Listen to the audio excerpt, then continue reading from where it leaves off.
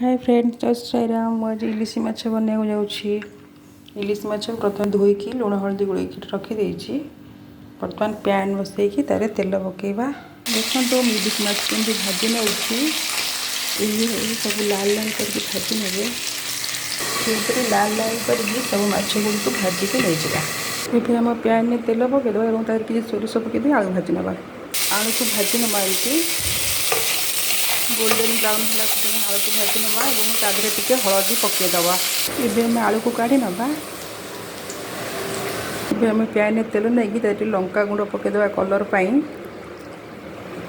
तापर पियाज पकईदे golden brown कर भाजी ने मसला तार ब्राउन हो गला मसला पकईदे। मसला मुझे सोरिष धला सोरिष जीरा कंचा लंका रसुण और पियाज ताकू पकईदे। पियाज गोल्डन ब्राउन कलर होता है मसला दे कषिदे। आमर पियाज गोल्डन ब्राउन हो जाए मसला आड कर सोरिष मसला पिता न लगे टे पकईदे हलदी गुंड और मसला को कम कषिबे ना पिता हो पा देली भाजी रखी आलू को पकईदेली। आवश्यकता अनुसार लुण पकईदे और माछ पकई सारापर आंबुल पकईदे।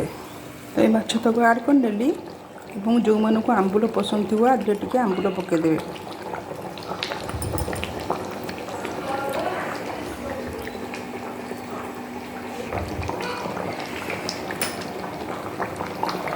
आंबुल गुड़ी आड करनेली इलिश माछ झोल को यही भाव सर्व करने। नमस्कार। जदि मोर ये रेसिपी आपण मानक भल लगे तेज लाइक शेयर सब्सक्राइब करने भूल बाय बाय।